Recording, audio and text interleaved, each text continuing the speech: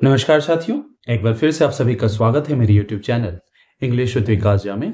आज के सेशन में हम टोटल 24 एमसीक्यूज करेंगे और ये सारे के सारे आपके कहीं ना कहीं नाउन से संबंधित हैं।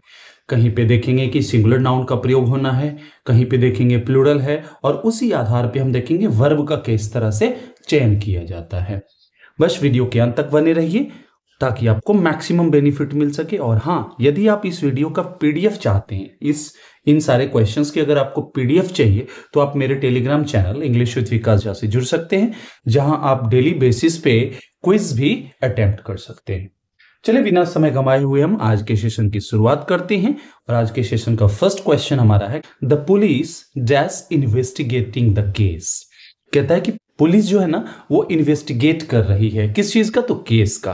अब एक चीज देखेंगे, इन्वेस्टिगेट के लिए आप एक वर्ड यूज कर सकते हो जो एक फ्रेजल वर्ब हमारा है, लुक इनटू। ये साथ ही साथ सीखते चलेंगे ताकि आपका जो वोकैब है ना वो बेहतर हो सके, ठीक है ना। इसके बाद आते हैं कि इनमें से किसका चयन होगा, इज या आर का। तो हम जानते हैं कि पुलिस जो हो गया ना कि हमारा एक ग्रुप कलेक्टिव नाउन है, मतलब एक ऐसा कलेक्टिव नाउन है जो पूरे ग्रुप के लिए प्रयुक्त होता है। और इस तरह के जो हमारे होते हैं ना नाउन, वो हमेशा प्लूरल होते हैं।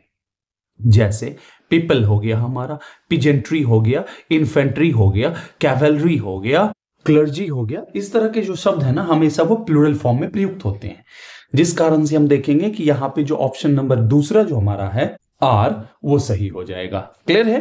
क्या सेंटेंस सही हो जाएगा? The police are investigating the case. चलिए नेक्स्ट की ओर बढ़ते हैं। कहता है much dash was damaged in the fire. कहता है कि बहुत सारी चीजें क्या हो गई, डैमेज हो चुकी थी। किस में? तो कहता है फायर में, आग लगने के कारण बहुत सारी चीजों में आप देखेंगे कि डैमेज का असर आया है। क्लियर है? अब देखेंगे ये मच जो है ना, मच एक हमारा क्या होता है, डिटर्मिनर होता है जो अनकाउंटेबल्स के लिए प्रयुक्त होता है। मतलब जहां भी आप मच देखेंगे तो आपके दिमाग में एक सीधा सा फॉर्मूला आना चाहिए कि आगे हमारा अनकाउंटेबल नाउन आने वाला है। और हम जानते हैं कि फर्नीचर जो होता है एक अनकाउंटेबल के रूप में प्रयुक्त होता है, इसका प्लूरल फॉर्मेशन नहीं किया जाता है, जिस कारण से आपका सही आंसर फर्नीचर हो जाएगा। क्लियर है? चलिए नेक्स्ट देखते हैं। नेक्स्ट हमारा कहता है each of the boys dash present today. अब देखिए यहाँ पे बॉयज की बात की जा रही है, बहुत सारे लड़कों की बात की जा रही है, लेकिन एक ग्रुप में नहीं, बल्कि उनको हम एक एक करके सेपरेटली उनका बोध करा रहे हैं इंडिविजुअल लेवल पे। तो हम देखेंगे कि ईच, एवरी, आइदर, नाइदर ये हमारे एक डिटर्मिनर के रूप में काम करते हैं, लेकिन उस स्थिति में क्या होता है, नाउन के ठीक पहले प्रयुक्त होते हैं। यहां देखेंगे कि ये नाउन के पहले नहीं, बल्कि इसके साथ जो नाउन जुड़ा हुआ है ये काफी दूर है, इन दोनों के बीच में गैप है। इस स्थिति में ईच, आइदर और नाइदर जो होते हैं हमारे, ये हमारे प्रोनाउन के रूप में काम करते हैं, डिस्ट्रीब्यूटिव प्रोनाउन के रूप में काम करते हैं। इस रूप में हम एवरी का प्रयोग नहीं करते हैं। और ईच का मतलब क्या होता है, प्रत्येक, प्रति जोड़ एक, मतलब कहीं ना कहीं इसके पीछे एक का भाव छिपा हुआ है, जिस कारण से हम क्या करेंगे, सिंगुलर मानेंगे और इसके साथ हम सिंगुलर वर्ब इज का प्रयोग करेंगे। क्लियर है? चलिए आगे बढ़ते। कहता है a pair of scissors dash on the table. अब यहां कहा गया है ए पेयर ऑफ सीजर्स, मतलब सीजर्स क्या होता है, तो हम जिसको हिंदी में बोलते हैं कैंची, ठीक है ना। अब देखेंगे कि इसके अंत में एस लगा हुआ है, तो एस लगे होने का क्या मतलब है। अब देखेंगे कि बहुत सारे हमारे ऐसे नाउन्स होते हैं ना जिनका हम प्रयोग करते हैं पेयर में। पेयर में मतलब कहने का जिसके दो पार्ट्स होते हैं, अगर उनमें से एक पार्ट को आप हटा देते हो तो वो बेकार हो जाता है। इस स्थिति में उनको हम सदैव एक साथ प्रयोग करते हैं और वो हमेशा प्लूरल होते हैं, ठीक है ना। सीजर्स का अगर एक पार्ट आप हटा दो तो वो बेकार हो जाएगा, तो ये प्लूरल होता है। लेकिन इसके साथ एक शब्द जो है ना, एक फ्रेज आपने जोड़ दिया, ए पेयर ऑफ। तो ए पेयर ऑफ, एक जोड़ा। जोड़ा का मतलब क्या होता है, ए सेट ऑफ टू। जब दो चीजों का आप एक सेट बनाते हो तो इसी को हम क्या बोलते हैं, पेयर।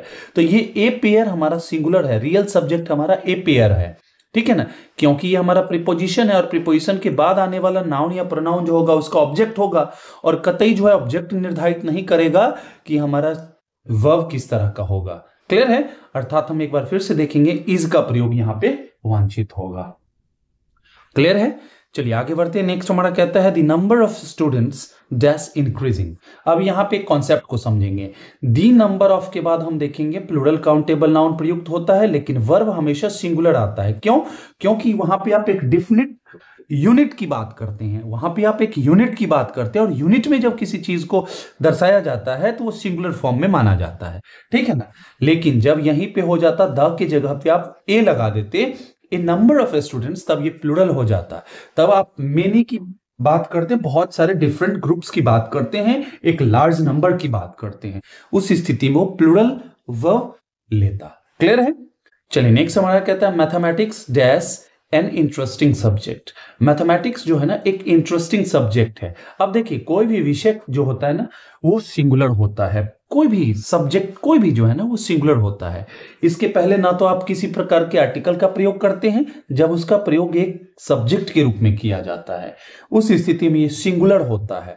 अर्थात हम यहाँ क्या करेंगे, सिंगुलर वर्ब इज का प्रयोग करेंगे। कैसे, तो देखेंगे मैथमेटिक्स के लिए आपने यूज किया है यहाँ पे सब्जेक्ट कॉम्प्लीमेंट सब्जेक्ट, और सब्जेक्ट भी सिंगुलर है, जिसके कारण से देख रहे हैं इसके पहले इंडिफिनिट आर्टिकल का आपने प्रयोग किया है। क्लियर है। अब यहीं पे आपसे क्या करेगा एग्जाम में, मैथमेटिक्स को एक सब्जेक्ट के रूप में नहीं देगा, बल्कि वहां पे नॉलेज की बात कर देगा कि उसका मैथमेटिक्स जो है ना बहुत अच्छा है। अगर इसी के पीछे हम दा लगा दें या फिर कोई हम पॉजिटिव एडजेक्टिव लगा दें तो क्या हो जाएगा, वहां पे आप बात करेंगे किसी के सब्जेक्ट के नॉलेज की, उस स्थिति में क्या हो जाएगा, ये प्लूरल हो जाएगा। तब वहां हमने जो जैसे बताया था कि इसके पहले किसी प्रकार के आर्टिकल का प्रयोग नहीं होता है तो गलत हो जाएगा। जैसे मैंने बोला the mathematics of Raman, the mathematics of Raman. अब देखिए यहां पे इज या आर में से अगर चुनना हो आपको तो आप आर का प्रयोग करेंगे, because here we are not talking about the subject only, here we are talking about the knowledge of the subject. इस स्थिति में क्या हो जाता है, अपने पहले आर्टिकल भी लेगा और प्लूरल भी बन जाएगा। क्लियर। आई होप कि आपको ये कॉन्सेप्ट बहुत ही प्यारा लगा होगा। चलिए आगे बढ़ते हैं नेक्स्ट की ओर। नेक्स्ट हमारा कहता है the team that's won the match. अब देखिए the team that's won the match, जब हम बात करते हैं टीम की तो टीम हमारा एक कलेक्टिव नाउन होता है, इसमें बहुत सारे मेंबर्स की बात करते हैं, बट एज ए यूनिट उन सबको आप एक यूनिट में दिखाते हो, और इस स्थिति में क्या हो जाता है, सिंगुलर होता है। हालांकि टीम का प्रयोग हम प्लूरल के फॉर्म में भी करेंगे जब टीम से आप हर एक मेंबर की बात कर रहे हो, वहां पे जब आप बाइफर्केशन दिखा रहे हो, उनके बीच के डिफरेंसेस को दिखाना चाहते हो, in that condition that may be used as a plural form. Clear है। लेकिन यहां पे कोई भी ऐसा वर्ड नहीं है जो ये दिखा रहा हो कि we are talking about an individual. Clear है। इस स्थिति में ये सिंगुलर माना जाएगा और इसके साथ हम सिंगुलर वर्ब का चयन करेंगे। क्लियर है। चलिए नेक्स्ट की ओर बढ़ते हैं। कहता है a few students dash absent today. अब देखिए यहां पे क्या कॉन्सेप्ट है, ये हमारा प्लूरल नाउन है। इसके पहले हमने देखा ए फ्यू। ए फ्यू का प्रयोग करते हैं जब किसी चीज की संख्या बहुत कम हो लेकिन इतना है जिससे कि काम चल सकता है, ठीक है ना। वहां पे अगर हम बात करें फ्यू की, फ्यू हमारा एक निगेटिव मीनिंग को प्रोवाइड करने वाला वर्ड है, जिसका मतलब होता है उतना जो काम चलने लायक नहीं है। एक ऐसी संख्या की जानकारी देता है जो बहुत है, नगण्य के बराबर है, ठीक है ना, बहुत कम है, नगण्य के बराबर है, ये हमारा निगेटिव मीनिंग देता है। लेकिन जब ए लगा देते हैं तो ये बहुत कम संख्या की जानकारी देता है लेकिन उससे काम चल सकता है। इसके बाद हम देखेंगे कि हमेशा एक प्लूरल काउंटेबल नाउन प्रयुक्त होता है, वो है, और ये जैसे ही जुड़ गया हमारा तो ये सब्जेक्ट को प्लूरल बना देता है, जिस कारण से हम क्या करेंगे, प्लूरल वर्ब अर्थात वर्ब का प्रयोग करेंगे। क्लियर है।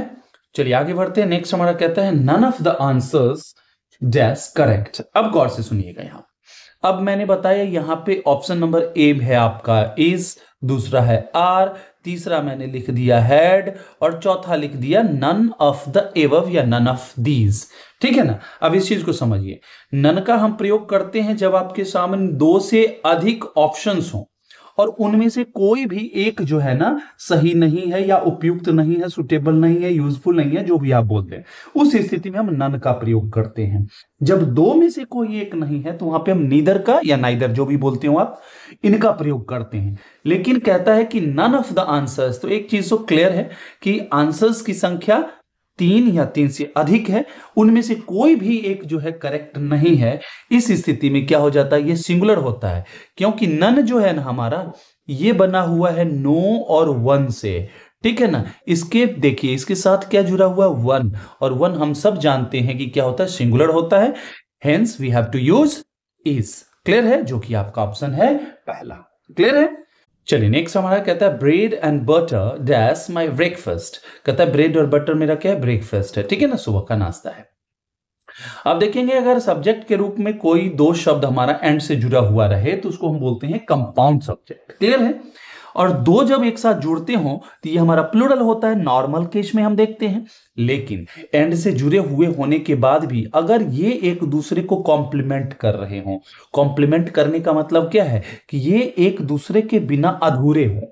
मतलब अगर मैंने बोला कि ब्रेड और बटर जब खाने की बात आएगी तो ब्रेड जो है बटर के बिना अच्छा नहीं लगेगा और बटर जो है ब्रेड के बिना नहीं, तो ये दोनों एक दूसरे को कॉम्प्लीमेंट करके एक डिश का या एक भोजन का या जो भी बोले आप उसका निर्माण करता है। मतलब ये एक दूसरे के बिना अधूरे हैं, मतलब आधे आधे हैं, इन दोनों को जोड़ दिया तो एक हो गया। ये क्या हो गया, हमारा सिंगुलर सब्जेक्ट हो गया, क्लियर है। इस स्थिति में हम क्या करेंगे, यहां पे सिंगुलर वर्ब का चयन करेंगे। इसी तरह से देखेंगे जैसे आप बोलते हैं ना स्लो एंड स्टेडी, ये भी दो एंड से जुड़े होने के बाद भी क्या देखेंगे, सिंगुलर के रूप में प्रयुक्त होते हैं। Horse and carriage, crown and glory, rice and करी, ये सब हमारे सिंगुलर में प्रयुक्त होने वाले हैं, क्लियर है। चलिए नेक्स्ट की ओर बढ़ते हैं। नेक्स्ट हमारा कहता है सीप dash grazing in the field. अब देखेंगे कि सीप जो होता है ना हमारा, ये सिंगुलर और प्लूरल दोनों रूपों में प्रयुक्त होता है। मतलब एक ही फॉर्म इसका जो है सिंगुलर और प्लूरल दोनों में प्रयुक्त होता है। अब देखेंगे यदि ये सिंगुलर फॉर्म में प्रयुक्त होता तो इसके पहले किसी न किसी प्रकार के आर्टिकल का प्रयोग होता है, लेकिन जो यहां नहीं दिख रहा है, जिस कारण से हम क्या करेंगे, इसे प्लूरल मानेंगे, ठीक है ना। जब हम प्लूरल में प्रयुक्त करते हैं तो देखेंगे आपको थोड़ी सी फ्लेक्सिबिलिटी होती है, अर्थात यहां पे आप क्या करेंगे, आर का प्रयोग करेंगे। हालांकि अगर कोई स्पेशल कंडीशन ना हो उस स्थिति में आप इसके साथ इज का भी प्रयोग कर सकते हैं, क्लियर है। लेकिन यहां पे जो सबसे मोस्ट एप्रोप्रिएट है that is going to be are, clear है। चलिए नेक्स्ट हमारा कहता है either of the girls dash responsible. अब कहता है कि लड़कियों की संख्या यहां पे 2 है। अब आप कहेंगे sir how can you determine this. Yes you can of course determine it. कैसे, तो ईदर जो है ना ये दर्शा रहा है इसी के लिए प्रयुक्त हुआ है यहाँ पे, ठीक है ना। और ईदर का प्रयोग करते हैं जब किसी चीज की संख्या 2 हो और कोई दो में से आपको एक चुनना हो, या तो आप ये चुन लो या ये चुन लो। मतलब गर्ल्स की संख्या 2 है, कौन निर्धारित कर रहा है, तो ईदर कर रहा है। कहता है इन दो लड़कियों में से कोई एक जो है ना वो जिम्मेदार है, रेस्पॉन्सिबल है। अर्थात हम बात कर रहे हैं किसी भी एक की, तो एक हमारा सिंगुलर होता है जिस कारण से हम क्या करेंगे, इज का चयन करेंगे, क्लियर है। चलिए आगे बढ़ते हैं। नेक्स्ट हमारा कहता है the committee dash taken it's decision. कहता है कमिटी ने अपना निर्णय ले लिया है, ठीक है ना। आप देखेंगे कि कमिटी का प्रयोग सिंगुलर और प्लूरल दोनों फॉर्म में करते हैं। सिंगुलर में हम इसका जब प्रयोग करते हैं तब ये क्या होता है कि यूनैनिमस होते हैं, मतलब पूरे जो इसके सदस्य होते हैं उनका एक निर्णय होता है, उनके सबों के एक होने की बात की जाती है। और ये किस चीज से दिख रहा है आपको कि ऐसा ही है, इट्स से, क्योंकि ये हमारा क्या है, पॉजेसिव एडजेक्टिव है और ये हमारा कमिटी के लिए प्रयुक्त हुआ है और ये सिंगुलर फॉर्म में, मतलब पूरी कमिटी का निर्णय एक रहा है। ये समझ में आई बात। लेकिन अगर उनके निर्णय में हम देखेंगे कि बाइफर्केशन आ जा रहा हो, उनके बीच में डिवीजन का बोध हो रहा हो, इन दैट कंडीशन क्या हो जाएगा, ये प्लूरल हो जाएगा, जो कि इस सेंटेंस में तो ऐसा दिख नहीं रहा है, जिस कारण से हम हैज का प्रयोग करेंगे, क्लियर है। चलिए नेक्स्ट कहता है न्यूज डैश स्प्रेडिंग फास्ट। अब यहाँ पे प्रायः बच्चे कंफ्यूज हो जाते हैं न्यूज के अंत में एस को देख करके। ऐसा आपको कतई नहीं करना। न्यूज एक जानकारी हो, 2 हो या 10 हो, 1000 हो, उन सबको एक सम्मिलित रूप में बोध कराने के लिए हम वर्ड न्यूज का प्रयोग करते हैं। जैसे आप टीवी पे न्यूज देखते हैं या रेडियो पे सुनते होंगे, तो न्यूज है मतलब क्या है, पूरी वो सम्यक जानकारी जो भी देश विदेश या आपका प्रादेशिक समाचार है, उन सबको एक साथ एक कलेक्टिव वे में जब आप प्रेजेंटेशन करते हैं दैट इज कॉल्ड न्यूज। और ये हमेशा अनकाउंटेबल के तहत प्रयुक्त होता है, जिसके कारण से यह सिंगुलर होता है, अर्थात आपका ऑप्शन नंबर क्या हो जाएगा, इज हो जाएगा पहला, क्लियर है। चलिए नेक्स्ट हमारा है कहता है 10 years dash a long time. अब बात की जा रही है यहां पे ड्यूरेशन की। 10 years itself is a plural one, clear है, इतना तो समझ में आ गया है। लेकिन यहां पे आर का प्रयोग नहीं करेंगे, क्योंकि 10 साल की अवधि को, पीरियड को आप एक यूनिट में दर्शा रहे हो कि यहां से लेकर के यहां तक का जो एक यूनिट है ना, पहले ईयर से लेकर के 10th ईयर तक जो है ना हमारा, ये जो एक यूनिट है ना, तो ये एक यूनिट के रूप में जैसे ही प्रयुक्त हुआ तो ये सिंगुलर हो जाएगा, अर्थात हम क्या करेंगे, इज का प्रयोग करेंगे। समझ में आ रही है बात? तो लाइक शेयर सब्सक्राइब करते रहिए, आगे बढ़ते रहिए। कहता है the jury dash divided in opinion. Similarly हमने जैसे देखा था 13th क्वेश्चन में, यहां जो कमिटी डिसीजन ले रही है वो एक मत होने का बोध करा रहा है, लेकिन यहां जूरी है, जज के समूह को बोलते हैं, ग्रुप ऑफ जजेस इज कॉल्ड जूरी। और इनके बीच में क्या हो गया, डिवीजन हो गया। जैसे ही डिवीजन हो गया, यहां ओपिनियंस कर देंगे, जैसे ही डिवीजन हो गया अर्थात ये बट गए, ये प्लूरल हो गए, अर्थात यहां पे हमें आर का चुनाव करना पड़ेगा। क्लियर है? चलिए नेक्स्ट की ओर बढ़ता है। कहता है physics dash taught by mister Sharma. Physics जो है पढ़ाया जाता है किनके द्वारा, तो मिस्टर शर्मा के द्वारा पढ़ाया जाता है। ये पेसिव स्ट्रक्चर है, और पेसिव में हम क्या देखते हैं कि B+V3 ये आपका एविडेंट होता है पेसिव बनाने के लिए। क्लियर है ना? अब देखेंगे टॉट है तो इसके पहले हमें बी के किसी फॉर्म का प्रयोग करना है, is, am, are, was, were, be, been, being according to the tense. तो देखेंगे यहाँ पे फिजिक्स हमारा क्या है, एक सब्जेक्ट का नाम है, और सब्जेक्ट का नाम क्या होता है, हमेशा सिंगुलर होता है, जिसके कारण से हम क्या करेंगे, सिंगुलर वर्ब इज का चयन करेंगे। क्लियर है? चलिए नेक्स्ट देखेंगे। कहता है ए नंबर ऑफ स्टूडेंट्स। फिर हमने चर्चा की थी द नंबर ऑफ स्टूडेंट्स की। सिमिलर क्वेश्चन को यहाँ पे थोड़ा सा ऑल्ट्रेशन के साथ आपके सामने रखा गया है। ए नंबर ऑफ के साथ क्या करते हैं, प्लूरल काउंटेबल नाउन, लेकिन वर्ब प्लूरल होता है, और वहीं पे दी नंबर ऑफ के साथ प्लूरल काउंटेबल नाउन प्रयुक्त तो होता है, बट हमारा वर्ब जो है सिंगुलर होता है, अर्थात यहां पे ए के कारण क्या करेंगे, हैव का प्रयोग करेंगे। समझ में आई बात? चलिए आगे बढ़ते हैं। नेक्स्ट हमारा कहता है the cattle dash grazing in the field. अब देखेंगे कि कैटल जो होता है, ये भी वर्ड हमारा क्या है कि हमेशा प्लूरल में प्रयुक्त होता है। जैसे हमने बात की थी पीजेंट्री की, कैवलरी की, इन्फेंट्री की, पीपल की, ठीक है ना, पुलिस की, ये सब हमारे क्या होते हैं, हमेशा प्लूरल में प्रयुक्त होने वाले हमारे नाउन्स हैं, अर्थात हम क्या करेंगे, आर का चयन करेंगे। क्लियर है? चलिए नेक्स्ट हमारा कहता है 2 डजन एग्स डैश इनफ। अब यहां पे आपसे पूछा जा रहा है कि इसके साथ किस तरह के वर्ब का चयन करेंगे आप, इसका, आर का, किसका। अब देखेंगे 2 डजन, जैसे आपने देखा तो 2 डजन मतलब 1 डजन होता है किस चीज का, 12 की संख्या को निरूपित करता है। 2 डजन मतलब क्या है, 24 एग्स की बात की जा रही है। अब यहां पे हम नॉर्मली क्या करेंगे कि ये हमारा एक प्लूरल नाउन है, जिसके कारण से हम प्लूरल वर्ब का चयन करेंगे, लेकिन ऐसा नहीं करना है। क्यों नहीं करना है? क्योंकि जब हम 2 दर्जन की बात करते हैं तो ये एक संख्या निकल के आता है, जो कि एक हमारा एक निश्चित संख्या है, एक यूनिट के लिए प्रयुक्त हो रहा है। यहां पे हमारा जो फ्रेज है 2 डजन एग्स, ये एक क्या है, एक यूनिट को रिप्रेजेंट करता है, और पूरा का पूरा एक यूनिट जो है क्या हो जाएगा, हमारा सिंगुलर हो जाएगा, जिसके कारण से हम क्या करेंगे, यहाँ पे सिंगुलर वर्ब इज का चयन करेंगे।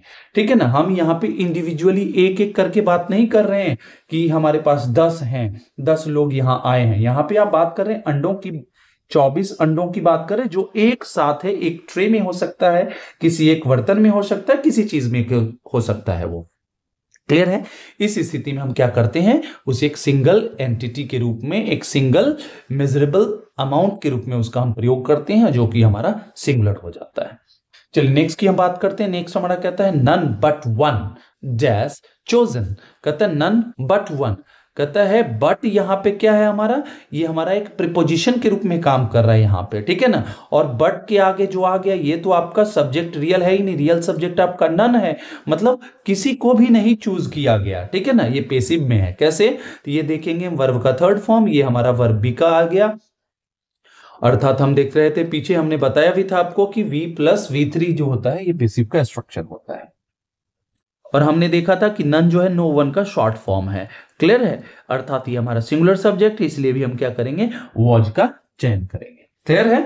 चलिए आगे बढ़ते हैं। नेक्स्ट कहता है हमारा every boy and girl dash present. अब देखेंगे यहां पे हमारा एक एंड जो है एक क्यूमुलेटिव कंजंक्शन के रूप में काम करता है, इसके साथ 2 हमारे नाउन्स जुड़े हुए हैं, और इसके साथ आप देख रहे हैं एवरी, ऐसे समझ लीजिए each, every, either, neither, subject के साथ किसी भी रूप में जुड़े हुए हों, ये सब्जेक्ट को सिंगुलर बना देता है।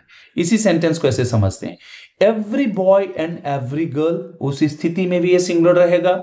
Each and every boy and girl, उस स्थिति में भी हमारा सब्जेक्ट सिंगुलर होगा, अर्थात हमें सिंगुलर वर्ब की आवश्यकता होगी। क्लियर है? जो कि आपका आंसर क्या है, इज के रूप में है। क्लियर है? चलिए नेक्स्ट देखते हैं। कहता है 5 kilometres dash a long distance. कहता है 5 किलोमीटर की दूरी जो है ना एक लंबी दूरी है। हमने पहले भी चर्चा किया था इस तरह के यूनिट में रिप्रेजेंटेशन को लेकर के। अब देखेंगे यहां पे आप बात कर रहे हैं 5 किलोमीटर के एक यूनिट के रूप में, मतलब यहां से यहां तक अगर 5 किलोमीटर की दूरी है, ठीक है ना, अगर मान लिया जाए यहां से यहां तक 5 किलोमीटर की दूरी है तो आप इस पूरे दूरी को आप एक यूनिट में दर्शा रहे हो, और जैसे यूनिट में दर्शा रहे हो अर्थात यहां से यहां तक एक पार्ट हो गया हमारा जिसको हम सिंगुलर मानेंगे और इसके साथ सिंगुलर वर्ब का चयन करेंगे, अर्थात इज आपका यहां पे करेक्ट आंसर हो जाएगा। क्लियर है? आई होप कि आपको बहुत ही मजा आया होगा। चलिए आज के सेशन के लास्ट क्वेश्चन को करते हैं। कहता है द ऑडियंस डैश क्लैपिंग। क्या होगा यहाँ पे? इज होगा या आर होगा? इसके पीछे के भी कॉन्सेप्ट को हम समझने का प्रयास करेंगे और मेरी पूरी जिम्मेदारी रहेगी इसको समझाने की, ठीक है ना। द ऑडियंस, ऑडियंस का प्रयोग हम क्या करते हैं? सिंगुलर और प्लूरल दोनों रूपों में करते हैं। ऑडियंस मतलब दर्शक जो आपकी बातों को सामने लाइव सुन रहा है, देख रहा है, ठीक है ना। चलिए अब क्या है, ये सिंगुलर है या प्लूरल, यहां पे इसका कैसे निर्धारण होगा? देखिए सारे के सारे जो दर्शक है ना वो क्या कर रहे हैं? ताली बजा रहे हैं, मतलब एक एक्शन में इन्वॉल्व है। पूरा का पूरा जो है कलेक्टिव फॉर्म में, जो हमारे दर्शक है वो कलेक्टिव फॉर्म में है, ठीक है, और उनका एक जो है एक्शन दिखाया जा रहा है, साथ साथ एक साथ वो एक ही तरह के एक्शन को कर रहे हैं। इस स्थिति में हमारा जो सब्जेक्ट हो जाएगा यहाँ पे सिंगुलर हो जाएगा। क्लियर है? अगर यहीं पे आपको दिखाना होता कि ऑडियंस जो है ना एक मत नहीं है, कुछ ताली बजा रहे हैं कुछ विरोध कर रहे हैं, तो वहां पे वो प्लूरल हो जाता। लेकिन इस सेंटेंस में आपको कोई भी ऐसा वर्ड या क्लू नहीं मिल रहा है जिससे कि यह स्थापित हो सके कि भैया ऑडियंस के बीच में कोई ना कोई ओपिनियन को लेकर के डिफरेंस है, अर्थात यहां पे हमें सिंगुलर सब्जेक्ट के रूप में इसका चयन करना पड़ेगा, और जैसे ही सब्जेक्ट हमारा सिंगुलर हुआ तो हम वह भी क्या करेंगे? सिंगुलर का प्रयोग करेंगे। अर्थात आपका ऑप्शन नंबर जो है पहला वाला is, it is going to be the correct. Clear है? आई होप कि आपको सेशन बहुत ही मजेदार लगा होगा। मेरी कोशिश है कि एकदम बेसिक से क्वेश्चंस को उठाएं और आपको जिस तरह के एग्जामिनेशन की आप तैयारी करें उन सभी को ये केटर करें। चलिए till the time we meet next, happy learning and keep evolving. Thank you so much.